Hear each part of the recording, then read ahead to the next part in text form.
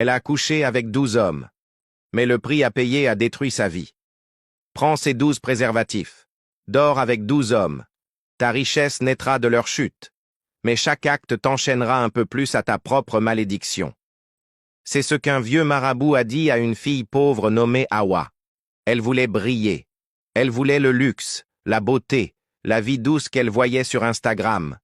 Elle a obtenu tout ça. Mais ce qu'elle a perdu ne pourra jamais lui être rendu.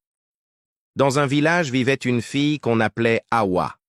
Sa silhouette était étrange, trop parfaite pour être naturelle. Des hanches exagérées, une taille de guêpe, des cuisses lourdes. Elle vendait du maïs grillé, ses doigts noircis par le charbon, ses habits puant la fumée. Depuis la mort de sa famille dans un accident, elle vivait seule. Elle mangeait à peine, dormait sur une natte, et chaque soir, elle regardait le plafond et murmurait « Dieu, tu m'as oublié ?» Un matin, elle en eut assez. « J'ai vu trop de souffrance.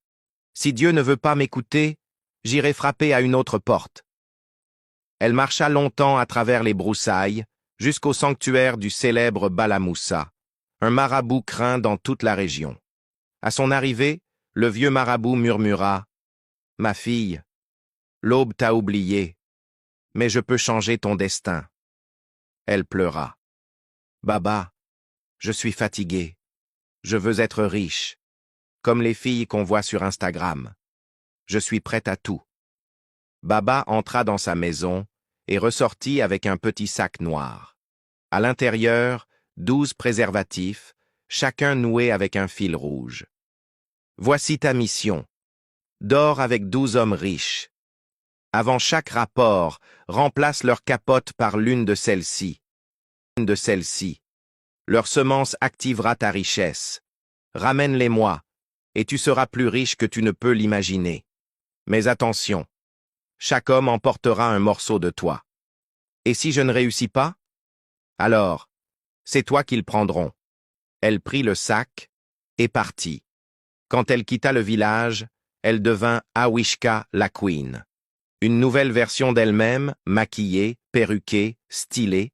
Son corps devenait une arme, son regard, un piège. Et sa première cible était le président de collectivité. Il tomba sous le charme. Ils couchent ensemble dans une suite. Elle échange la capote. 3 jours plus tard, l'homme s'effondra en plein discours, aboyant comme un chien. Les gens parlèrent de malédiction. Elle comprit. Le rituel avait commencé. Et le second homme, un propriétaire d'un hôtel. Elle entra dans son hall comme une cliente VIP. Il la remarqua. « Vous attendez quelqu'un? »« Oui. La vie. » Ils montèrent dans la chambre. Elle fit ce qu'elle devait faire. Une semaine plus tard, il perdit toute sa fortune dans une arnaque crypto. La troisième homme était une magnate du pétrole. Elle prétendit être une doctorante intéressée par le pétrole. « Je veux comprendre ce qui coule sous terre. » Il la trouva brillante et séduisante. Après leur nuit, il développa une maladie de peau étrange, incurable. Le quatrième homme. Cette fois-ci, un pasteur célèbre. Elle le suivit dans une veillée, l'écouta prêcher, ferma même les yeux aux prières. « Mon esprit ressent des blocages, pasteur. Peut-on parler seul à seul? » Il accepta, flatté. Le piège se referma. Il la reçut chez lui pour une bénédiction spéciale. Une semaine plus tard, des vidéos compromettantes sortirent. Il avait tout perdu. Église, réputation, famille. Le cinquième homme, un footballeur célèbre. Elle le séduisit en boîte. Il l'adora. Ils passèrent la nuit ensemble.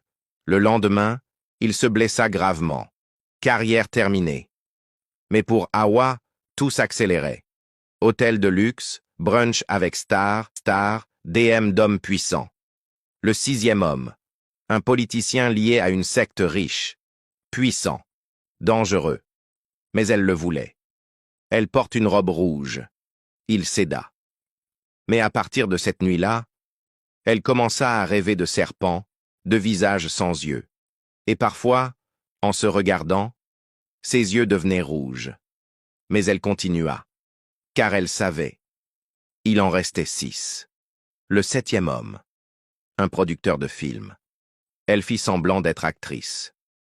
J'ai une passion pour les rôles profonds, mais je cherche un mentor. Il mordit. Ils couchèrent ensemble. 3 jours plus tard, aphonie totale. Il ne pouvait plus parler. Le 8e homme, un industriel du textile. Elle joua la fille ambitieuse. Il l'invita à visiter son usine. Ils couchèrent ensemble. 2 jours plus tard, incendie. Usine détruite. Le 9e homme, un directeur de banque. Elle créa un faux projet. Il l'a reçu. Charmé. Après leur nuit, il fut accusé de blanchiment d'argent. Carrière anéantie. Le 10e homme, un influenceur millionnaire. Elle le draguait depuis des semaines sur Instagram. Il mordit. Ils couchèrent. Peu après, tous ses comptes furent piratés. Il disparut du web. Elle gagna 50 000 abonnés en 3 jours. Mais dès ce moment, les ombres commencèrent à apparaître. Dans ses rêves, dans son miroir. Les 10 hommes, immobiles, yeux blancs. Ils murmuraient. Tu nous as pris. On attend. Le 11e homme, un sénateur influent. Elle le séduisit lors d'un gala. Ils couchèrent dans un appartement discret. Mais après lui, les 11 autres apparurent tous dans sa chambre, debout, saignant, silencieux. Elle savait, le 12e serait le dernier, ou sa fin. Le 12e homme, le plus puissant de tous. Stations-service, centres commerciaux, compagnies aériennes. Ils se croisèrent à une soirée. Ta beauté me rend fou. Peut-être parce que je suis ton destin. Ils montèrent dans une suite 5 étoiles. Elle glissa un somnifère léger dans son verre. Elle fit l'échange. Comme les autres. Mais cette fois, le vent souffla alors que les fenêtres étaient fermées. Les lumières tremblèrent. L'homme ne se réveilla pas. Elle prit ses affaires et s'enfuit. Bala Moussa récupéra les 12 préservatifs. Va, ta richesse t'attend. Et c'était vrai.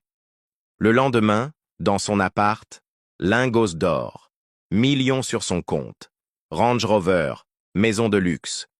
Elle sauta, elle hurla, elle avait réussi. Mais dans le coin sombre de sa chambre, les 12 ombres la regardaient. Les voix revenaient chaque nuit. Elle ne dormait plus. Son reflet dans le miroir bougeait sans elle. Des cris dans le placard, des visages dans les vitres. Un matin, elle s'effondra. Ses jambes noircirent, sa langue devint épaisse. Les médecins ne comprenaient pas. Elle retourna chez Bala Moussa. Sa maison avait brûlé. Il était mort. Une vieille femme lui dit « Tu as bâti ta vie avec leur sang. Maintenant, ils viennent la reprendre. » Elle pleura. « J'avais faim. Je voulais juste vivre.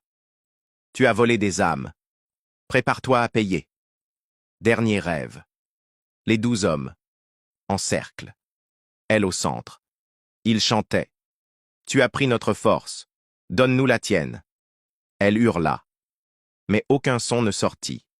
Le matin suivant, elle était aveugle. L'argent disparut. La maison, vendue. Les comptes, vidés. Son visage, méconnaissable. Les gens riaient. Awishka la Queen mendiait maintenant. Quelle honte!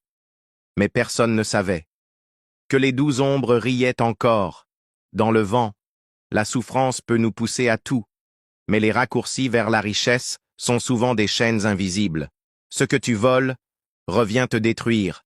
Le vrai succès prend du temps. Il ne demande pas ton âme, juste ta patience. Tu penses qu'Awa méritait ce qui lui est arrivé? Aurais-tu fait comme elle?